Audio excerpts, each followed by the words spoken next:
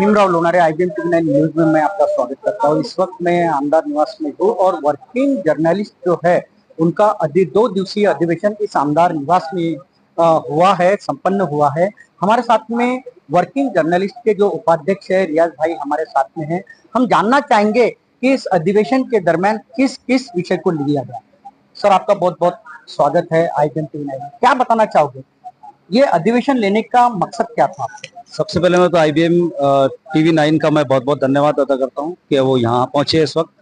Working journalist union एक ऐसी union है जो पत्रकारों की आवाज़ों को उठाती है, पत्रकारों पर हो रहे अन्याय अत्याचारों को वो सामने लाती है। इसके लिए हम वर्किंग जर्नलिस्ट यूनियन के अध्यक्ष निशान भाई और मैं उपाध्यक्ष रियाज शेख, हम दोनों ही काम कर रहे थे। लेकिन हमने सोचा कि कारवा बढ़ाना ज़रूरी होता है, तो हमने ये सोचा कि यार हम एक अधिवेशन लेते हैं। नेताओं के अधिवेशन है, आमदारों के अधिवेशन रहते हैं, सबके अधिवेशन होते हैं। हमने एक नाम दिया अधिवेशन। वो कौन सा अधिवेशन? पत्रकार अधिवेशन। और इस अधिवेशन में दूर दराज के सभी पत्रकारों को हमने जमा कराया। यूपी, बिहार, उत्तराखंड, मध्य प्रदेश, राजस्थान और उन्नाव तक के यहाँ हम लोगों ने आज आमदार निवास में जमा किया। तो 17 और 18 जून 2024 का ये प्रोग्राम है, जो आज का लास्ट डे है। तो हमने देखा कि जो उन लोगों से हमने पूछा कि भाई आप लोगों की क्या क्या समस्या है, तो उन्होंने काफी समस्याओं को हमारे सामने रखा और हमने उनका निवारण भी किया कुछ का, और कुछ का निवारण करने से पहले उन्होंने जो हमारा प्रोग्राम देखा, एक दिन था दशा और दूसरे दिन था दिशा। दशा और दिशा, पत्रकारों की दशा और दिशा पे मंथन हमको करना था। उनकी चिंता जो थी, उनके चिंता पर हमको विषय करना था, विषय देखना था उनका क्या था। और उस पर हम लोगों ने काफी बातें यहाँ की। यहाँ 127 से ज्यादा पुरस्कारों को सम्मानित भी किया गया उन लोगों की। और हमने देखा, भीमराव जी आप भी हमारे वरिष्ठ हैं, आप वरिष्ठ पत्रकार हैं, आपने देखा कि पत्रकारों पे किस तरह से अन्याय होता है, झूठी कंप्लेंट डाली जाती है। यहाँ तक कि हमें यूट्यूब भी चैन से नहीं बैठने दे रहा है, अब उस पर भी कॉपीराइट दे देता है कि हम इतनी मेहनत करके न्यूज को कवर करते हैं और एडिटिंग करने के बाद डालते तो वो भी कॉपीराइट हमको मिल जाता है। मतलब चारों तरफ से पत्रकारों को दबाया जा रहा है, सोशल मीडिया से और नेताओं से और दूसरी तरफ से। तो हमने ये देखा कि भाई जब पत्रकारों को इतनी दिक्कतें आ रही हैं, इतनी तकलीफें आ रही हैं, तो वो अधिवेशन करें। इस अधिवेशन में हमने ये देखा कि जितने लोग यहाँ आए थे वो बहुत खुश हुए। उन्होंने हमको सारी प्रॉब्लम बताई और उस प्रॉब्लम का हल हमने एक ही सोचा है कि भाई देश भर में, नागपुर में नहीं, देश भर में आप पत्रकार एकजुट हो जाइए ताकि हम दबी छुपी आवाजों को उठा सके। क्योंकि हमें बाबा साहेब अम्बेडकर जी ने इतना अच्छा संविधान दिया है कि न्याय, पुलिस, प्रशासन और पत्रकार को भी चौथा स्तंभ माना गया और पावर उतना ही दिया गया। तो ये न्याय, पुलिस और प्रशासन, इन पर निगाह रखने के लिए, ध्यान रखने के लिए कि कहीं वो गलत तो नहीं कर रहा है, उसके लिए पत्रकार को नियुक्त किया गया है। अब सवाल ये है कि 3 जो स्तंभ है उनको पेमेंट मिलती है, उनको सारी चीजें मिलती है, लेकिन पत्रकार को कुछ नहीं मिलता, मुफ्त में और ऊपर से मिलती है बदनामी कि पत्रकार ने ऐसा किया, पत्रकार ने वैसा किया, सारी चीजें मिलती है। अरे भाई, एक पत्रकार जो आपके लिए तो दौड़ धूप करता है, आप लोगों के लिए काम करता है, तो कम से कम शासन से हमारी मांग है कि आप हमें जैसा आपने देखा है कि बस में पत्रकार की सीट रिजर्व रहती है, पंक्ति रहती है, उसमें भी हमारा जो मेडिकल है या मेवा हॉस्पिटल हो, सरकारी शासकीय जो हॉस्पिटल है, उसमें हमारे लिए कुछ कोटा आरक्षित हो।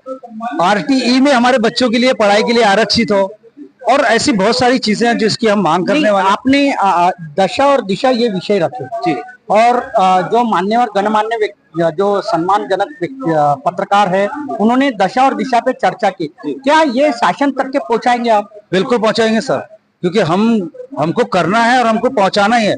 और हम वादा करते हैं, निशान वर्किंग जर्नलिस्ट यूनियन के अध्यक्ष निशान भाई भी और मैं भी वादा करता हूं कि हम जरूर लड़ेंगे, क्योंकि हम चाहते हैं कि हमारे जितने पत्रकार भाई है वो एकजुट हो जाए। इलेक्शन लड़ना नहीं है, आपका इलेक्शन, आपका पैसा, आपका वोट की किसी को जरूरत नहीं है, सिर्फ हमारे मन पूर्वक कि भाई एक पत्रकार है, क्योंकि एक पत्रकार दूसरे पत्रकार का दर्द जानता है, हकीकत में जानता है। पर मतभेद होते हैं छोटे मोटे, उनको भुला दिया जाए मेहरबानी करके। निश्चित ही रियाज भाई, मैं यहाँ रोकना चाहूंगा आपको। आप देख सकते हैं ये वर्किंग जर्नलिस्ट महाराष्ट्र, इनकी ओर से पत्रकार शिरोमणि सम्मान 2024 भी किया गया। भारतीय पत्रकार का ये अधिवेशन था और पत्रकार की दिशा और दशा पे यहाँ पे चर्चा भी की गई। हमारे साथ में निशान भाई भी है, जो निशान कामड़े जी, उन्हें भाई के नाम से भी जाना जाता है। निशान भाई, क्या बताना चाहोगे? आप अध्यक्ष हो वर्किंग जर्नलिस्ट के। आज पत्रकारों के साथ में काफी अन्याय अत्याचार हो रहा है, क्या बताना चाहोगे? अभी हमने आज जो दशा करके, जो हमारा दिशा करके जो प्रोग्राम था, आज हमारे कार्यक्रम का अंतिम यानी पड़ाव का प्रोग्राम था। इसमें हमने दिशा निर्धारित की हुई है कि आगामी समय में किसी भी पत्रकार साथी पर यानी जो बेबुनियाद मामले होते हैं ये दर्ज नहीं होंगे और पहले उन मामलों की जांच होगी। जितने भी मामले अभी तक के कोर्ट में पहुंचे हैं उसमें वर्किंग जर्नलिस्ट यूनियन के माध्यम से हमारे जो वकील है, यूनियन के वकील है, वो अब एक पिटीशन दायर करने वाले हैं सारे इस पर कि उनकी फिर से जांच की जाए और डीवाईएसपी लेवल पर उनकी जांच हो। और अगर नागपुर में अभी 100 भी मामले अगर दर्ज हुए हैं तो उसमें से मुझे लगता है कि 99 मामले फर्जी है। एक आधी मामला होगा जो G9 होगा जिसमें हमारे पत्रकार साथी की गलती होगी, लेकिन हम गलती को एक्सेप्ट करेंगे, हम उसका विरोध नहीं करेंगे। लेकिन जितने भी फर्जी मामले हैं उनके लिए हम अभी विरोध करने वाले हैं। ये अधिवेशन में किस विषय को लेकर चर्चा हुई? क्योंकि आपका विषय ही ये था दशा और दिशा पत्रकार की, लेकिन दशा दिशा तो है, लेकिन सरकार तक के कैसे पहुंचेगी ये? हमारा जब प्रोग्राम शुरू था तो जो जो चीजें हमारे पास आती थी उसके लिए हमारा यहाँ एक जो संस्था है, जो हमारी जो ऑर्गेनाइजेशन है वर्किंग जर्नलिस्ट यूनियन महाराष्ट्र जो यूनियन है, उसके राइटअप लिखने वाले, रजिस्टर मेंटेन करने वाले सारे लोग बैठे थे। सारे लोगों के साइंस लिए गए हैं और जो जो ठराव हमने जो रखे गए थे, जिन जिन विषयों पर चर्चा हुई, उनका सारा नोटशीट बनाया गया और उसको बाकायदा जितने लोगों के बैठे थे यहाँ, उन लोगों के हस्ताक्षर लेके उससे सब ये कर लिया गया है। और यह हम अब आगामी समय में अभी 27 जून को जो शुरू हो रहा है महाराष्ट्र का अधिवेशन, इसमें हम राज्यपाल से मिलने वाले हैं, मुख्यमंत्री से मिलने वाले हैं, उस साथ ही साथ हम दोनों स्पीकर से, विधान परिषद और विधानसभा के दोनों स्पीकरों से मिलकर एक हम अभी हमारा जो निवेदन है वह पत्रकारों का आमदार, जैसा शिक्षकों का आमदार होता है, पदवीधरों का होता है, संस्थाओं का आमदार होता है, वैसा ही हमारे पत्रकारों में से एक आमदार। राज्य से हम कुछ नहीं मांगेंगे, एक सीट मांगेंगे। हमें सिर्फ पूरे राज्य के लिए एक आमदार चाहिए, क्योंकि इतने बड़े राज्य की में हमारा कोई आमदार नहीं है। बस हम एक जोत मांग रहे हैं वहां कि विधान परिषद में वो हमारे पत्रकारों की जो समस्या है, जमीनी तौर पर समस्या है, वो उस जगह मंडाए और उसे उस माध्यम से हमारे पत्रकार साथियों का कहीं ना कहीं डेवलपमेंट हो। ये जो 2 दिवसीय अधिवेशन था, कहाँ से पत्रकार है? इसमें 2 दिवसीय अधिवेशन में छत्तीसगढ़ पत्रकार संघ के अध्यक्ष जो है राज गोस्वामी आए थे, उनके जो महासचिव है चंकी तिवारी जी आए थे, अग्रवाल जी आए थे। पानीपत के जो हरियाणा पत्रकार संघ के अध्यक्ष है विनोद पांचाल जी, वो आए हुए थे। और योगेंद्र यादव करके है, वो उत्तर प्रदेश के हैं, वो भी आए हुए थे। और बहुत सारे पत्रकार जो है, जो यूनियन के केवल मेंबर्स है, ऐसे तो कई लोग आए थे, लेकिन जो उन जगहों में यूनियन के जो वरिष्ठ जो है वो 3 लोग मौजूद थे हमारे साथ में। बाकी तो उनके जो मेंबर्स है, या बाकी जैसे मध्य प्रदेश यूनियन है, Madhya Pradesh working journalist union है, उसके पदाधिकारी भी आए थे, बैतूल वगैरह के भी बहुत सारे लोग थे और काफी लोगों का हमने सम्मान किया। लगभग इस 2 दिवसीय कार्यक्रम में 300 पत्रकारों को पत्रकार शिरोमणि के देश के कोने कोने से पत्रकार, देश के कोने जो आपसे जुड़े हुए, जो हमसे जुड़े हुए हैं, जिनसे एक नेशनल लेवल पर जब एजेंडा होता है, जब मैं इस महाराष्ट्र का नेतृत्व करता हूं, तो मैं इस वर्किंग जर्नलिस्ट यूनियन का प्रेसिडेंट होने के नाते मैं वहां इसका नेतृत्व करता हूं। तो जितने भी राष्ट्रीय लेवल पर जो पत्रकार साथी जो जुड़े हुए हैं नेशनल फेडरेशन ऑफ जर्नलिस्ट से, वो सारे लोग यहाँ मौजूद हैं। ये महाराष्ट्र लेवल का अधिवेशन था या नेशनल लेवल का? ये महाराष्ट्र वर्किंग जर्नलिस्ट यूनियन ने आयोजन किया हुआ था। वर्किंग जर्नलिस्ट यूनियन महाराष्ट्र की नागपुर इकाई के माध्यम से हमने ये कार्यक्रम का आयोजन किया था, लेकिन यह भारतीय पत्रकार अधिवेशन 2024 के नाम से हमने इसका शीर्षक रखा था और उसमें चर्चा के 2 विषय रखे थे, दिशा और दशा। जो दशा थी, 17 तारीख को हमने दशा पर मंथन किया है। जो आपको भी पता है कि पिछले जो 10 सालों में पत्रकारों की दशा हुई है, अब उसी पर हमने नया विचारों के साथ दिशा निर्धारित की हुई है। हम पत्रकारों को मुफ्त निशुल्क हमारे यूनियन का आजीवन सभासद का उन्हें हमने एक कार्ड जारी किया हुआ है।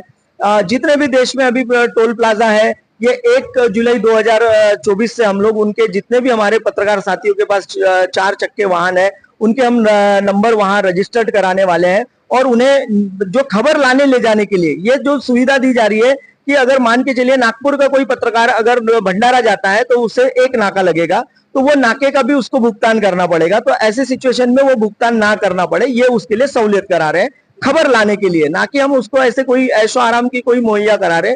खबर से रिलेटेड जितनी भी उससे सुविधा है वो हम मुहैया कराने का एक छोटा सा प्रयास कर रहे हैं। निश्चित ही मुझे एक बात बताइए कि ये वर्किंग जर्नलिस्ट जो यूनियन आपने स्थापना की है, ये कब की है और क्या मकसद था इसका? हाँ, ये वर्किंग जर्नलिस्ट यूनियन जो है इसका रजिस्ट्रेशन नंबर है 25/10/39 1972। ये रजिस्टर हुई थी कोल्हापुर में। मेरा जन्म नहीं हुआ था उस समय, मैं तो 1980 में पैदा हुआ हूँ। मेरे पहले ये 8-9 साल पहले ये यूनियन बनी थी। इसके चतुर्वेदी करके एक पत्रकार हुआ करते थे जिन्होंने कोल्हापुर में इस संगठन को खड़ा किया था। लेकिन छोटे लेवल पर इस यूनियन का काम होता था। उस समय मुंबई प्रेस क्लब बना हुआ था। उसके बाद बहुत सारे ऐसे बने थे, तो उसमें एक ये संगठन उन्होंने ट्रेड यूनियन में रजिस्टर्ड कराई थी मुंबई में। उसके बाद जब इसका इलेक्शन हुआ 2011 में, तो उसमें मैंने फॉर्म मैं इसका मेंबर रहने की वजह से मैंने अपना फॉर्म फिलअप किया था अध्यक्ष के लिए। तो मुझे उस समय लगभग 2300 वोट मिले हुए थे 4000 लोगों में से। तो 2300 वोटों को लेकर मैं जब इस अध्यक्ष का पद ग्रहण किया, तो उसके बाद मैंने ये डिसाइड किया था कि ये जो संगठन का जब हमने दायित्व संभाला है, तो अब इसका केवल उपयोग पत्रकार साथियों के उत्थान के लिए हो। और यही संकल्पना को लेकर जब हमने दोबारा जब चुनाव में नामांकन जब मैं फॉर्म भरने गया, तो दोबारा दूसरे यानी शाम के 5 बजे तक के किसी ने भी नामांकन नहीं दर्ज कराया था। निश्चित ही ये तो बात हो गई हमारे यानी यूनियन की, हाँ। वर्किंग जर्नलिस्ट यूनियन की। लेकिन देखा जा रहा है कि यहाँ पे जो मक्तेदारी है, जो यानी बड़े पत्रकार जिसे कहलाते हैं, हम तो नहीं कहलाते, लेकिन जो बड़े पत्रकार कहलाते हैं उनकी एक यूनियन है। जैसे आप देखते हैं नागपुर में टिळक पत्रकार भवन है, उनकी एक यूनियन है। प्रेस क्लब है, उनकी एक यूनियन, महाराष्ट्र लेवल की यूनियन है। उन्हीं के लोग जो है वो एक्रीडेशन कमेटी में जाते हैं। तो आपकी भी एक यूनियन है, वर्किंग जर्नलिस्ट यूनियन है। क्या आपने ऐसी कोई प्रयास नहीं किया? महाराष्ट्र सरकार के पास सिर्फ वही पोस्टें है, केंद्र सरकार के पास वही पोस्टें, तो हमारी संगठन क्यों नहीं? आपको ये बता दूं, देवेंद्र फडणवीस साहब की जब सरकार थी, बहुमत की सरकार राज्य में थी, तब पत्रकार सुरक्षा कानून लागू किया गया था। और पत्रकार सुरक्षा कानून आप अगर विधान परिषद के वो दोनों पटलों पर अगर देखते हैं, तो वर्किंग जर्नलिस्ट यूनियन ने ही पत्रकार सुरक्षा कानून लागू कराया था। और उस समय मैंने बहुत सारे प्रयास किए थे, और वह उसका एक जीता जागता रूप है। बाकी मुंबई प्रेस क्लब ने यह नहीं किया था, बाकी किसी ने नहीं किया था, वर्किंग जर्नलिस्ट यूनियन ने ही ये सारी उठापटक करके ये कानून लगाया था। लेकिन उस समय हमारे पास एक संशोधन का एक विषय ये रह गया। नाम उनका होता है ना? नहीं, नाम उनका होता होगा, लेकिन रिकॉर्ड आप चेक कर लीजिए। मैं तो खुद कहता हूँ, विधान परिषद का, विधानसभा का आप रिकॉर्ड चेक कर लीजिए। ये ऑर्डिनेंस जब पास हुआ है देवेंद्र फडणवीस के कैबिन में, मैं खुद उस समय मुख्यमंत्री के कैबिन में गया। आपकी सही है, लेकिन जब अधिवेशन नागपुर में होता है या मुंबई में होता है, तो उन्हीं के जो अध्यक्ष होते हैं उन्हीं को बुलाया जाता है।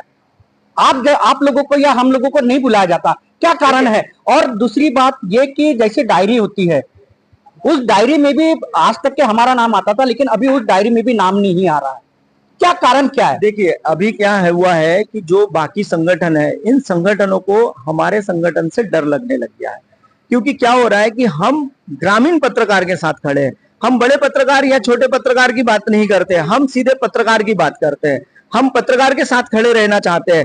हम किसी कार वाले पत्रकार के साथ खड़े नहीं रहना चाहते, या पैसे वाले पत्रकारों के साथ नहीं रहना। हम वो ग्रामीण जो स्तर पर काम करता है, जिला स्तर पर काम करता है, उसके लिए हमारा संगठन काम करता है। तो आने वाले समय में अब ये हो रहा है कि हमारा जो संगठन है ये अपना राज्य में एक बहुत बड़ा विशाल रूप ले रहा है। धीरे धीरे ये रूप, हमारा जो जाल है वो बहुत बड़ा बनते जा रहा है, जिसके वजह से वो लोग डायरियों से नाम हटा रहे हैं। बहुत जगह से मेरा खुद का नाम हटा हुआ है, एमएनएस न्यूज का नाम हटा दिया गया था पिछले बार डायरी से।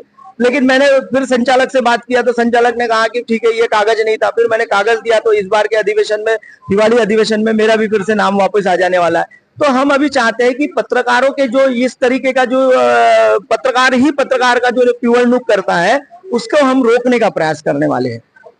निश्चित ही मैं बताना चाहूंगा आपको कि 2 दिवसीय जो अधिवेशन है पत्रकारों के उत्थान के लिए लिया गया है।